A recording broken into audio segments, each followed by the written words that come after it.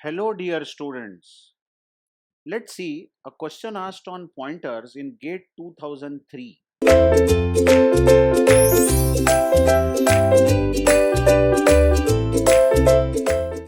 Now, just check in this question, we are given declarations as follows. There is a declaration written as int asterisk A10 and B 10 followed by 10. Now, the second declaration is quite easy to understand. This is a double dimension array having 10 rows and 10 columns. What about the first one? Now this has to be read as A is an array first of all. Just check my words. A is not a pointer, although asterisk is written before. But A is an array of size 10 and every element of this array is a pointer. What that means is if you draw the picture of this, it seems that A is an array of size 10. Assume these are 10 elements starting from 0, 1, 2, 3, 4 up to 9. And every element of this array is a pointer. Each element is a pointer. That means every element can store some address of memory location. This element can point somewhere means it can store the address of some location. Same goes for every pointer or every element. But listen, this each element can point only to an integer because it is clearly said that A is array of size 10 and every element of the array is an integer pointer. So it's like, we have declared 10 pointers. Just imagine in some program, we want 10 pointers. One way is writing int asterisk p1, asterisk p2, asterisk p3, and so on up to asterisk p10. So we have 10 pointers here. But instead of declaring 10 individual pointers like this, we can say int asterisk p10. Then P is an array of size 10 and every element of P is a pointer to an integer. So we have got 10 pointers in a very concise way in the form of an array. Okay. And the second declaration, as I said, is very straightforward. This is a double dimension array of size 10 by 10. Now the question continues asking us that some notations are given here, some like A2, A23, B1 and B23. Then the question is which of this will not give, just check this, will not give compile time error if used as left hand side of the assignment statement in the C program. So what they are asking is this first notation I am reading, the first notation, can I write A2 on the left hand side? They are asking of an assignment statement. Or can I write A23 on the left hand side of assignment statement? Now, one thing is very easy to notice that the fourth notation can come on left hand side, because suppose if I say B23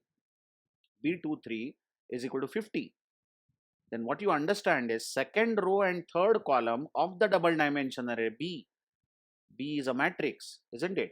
Second row and third column should store 50. So such assignment is very well possible. So fourth option is definitely not.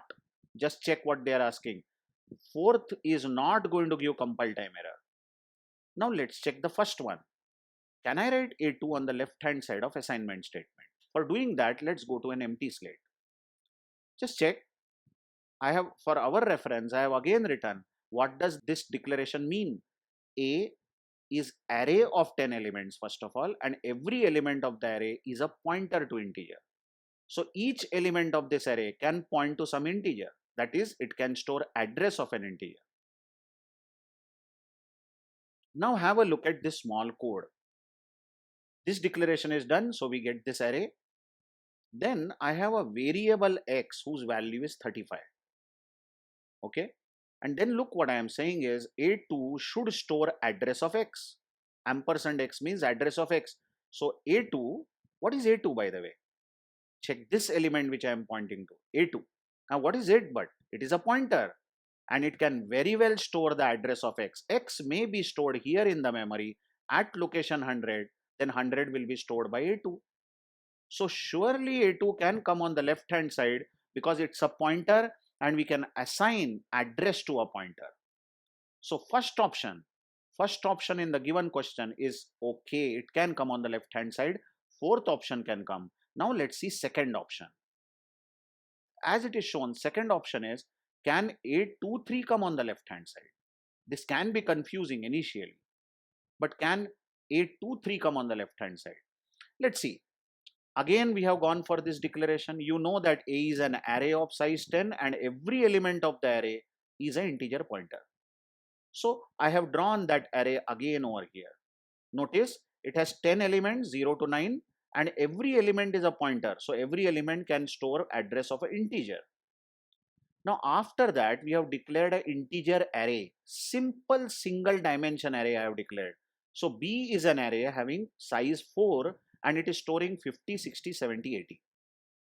Obviously this B will be stored in the memory at some address and we have assumed that this array B is stored at location 100 and it is storing 50, 60, 70, 80. Assume every integer takes 2 bytes, then 60 is at 102, 70 is at 104 and 80 is at 106, 2 locations away from its previous value. Correct? So this is B array stored at address 100. Now, what does this line mean first of all? What is A2? Come on, what is A2? A2 is this element which I am pointing to. And A2 is nothing but a pointer. Remember, every element of the array is a pointer. And look what I am assigning. I am assigning B. But what is B? B is name of the array. Name of array. Correct? Yes, we have declared B as an array. So it's the name of the array. So what does it give? Name of the array gives base address. We have seen it in the earlier videos. And what is base address of the array that we are talking about? Base address of this array B is 100. So A2, this element will literally store 100 and A2 will point to the base address of this array. Okay. Now you only guess what is the meaning of this A23 equal to 95. It's very easy to see. A23 equal to 95 means, first of all, A2, this is second element of the array. So we reach this particular sequence of values, but then you see that we have written 3 after that. So we have to jump by 3 integers, and this value you are talking about should not be 80 anymore, but this should become 95. So can you write A23 on the left hand side? Of course, yes. Okay, if you are not convinced with this, how can you write A23 on the left?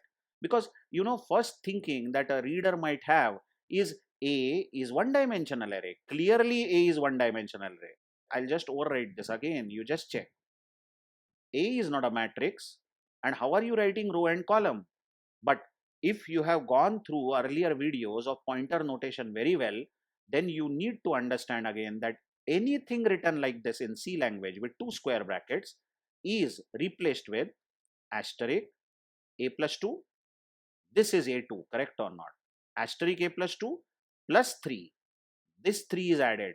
But we are asking for a value here. We are checking for the value. Note and is not written before this. Then as we are checking for a value, it will be asterisk. And this is assigned to 95 by me. A23 was assigned to 95 over here.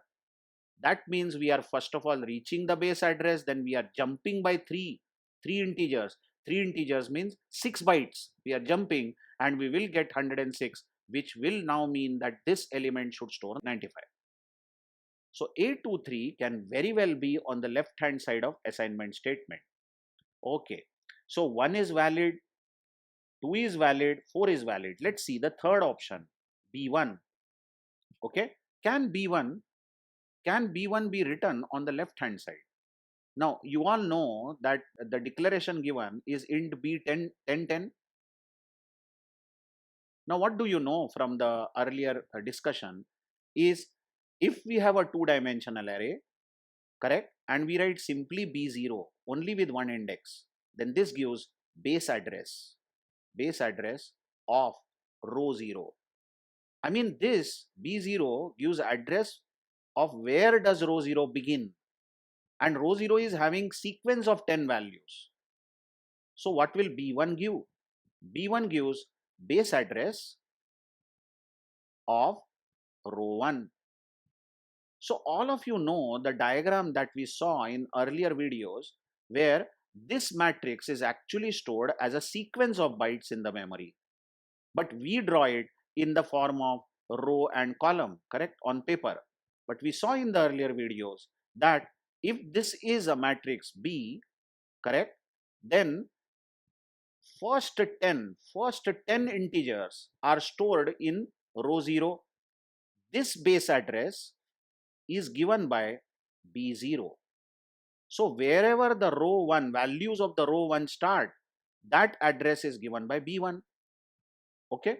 Similarly, B2 gives base address of row 2 and so on. Now the question asked is, can we write B1 on the left hand side? Now we cannot write B1 on the left hand side because you have known this also, that these all are constant pointers. You can't change their location. You see, it's like B1, is pointing here to the begin address of row 1. And suppose you say B1, you store some other address. Let's say B1, you point wherever B4 is pointing. That means you are telling B1 you don't store this address, but you store the address which is stored by B4, fourth row. This is not possible because you can't change the values of these pointers. Remember, array is a constant pointer. You cannot change the position or the location where that pointer is pointing. So third option is invalid and correct answer is obviously 1, 2 and 4. Option A is correct. Thank you very much.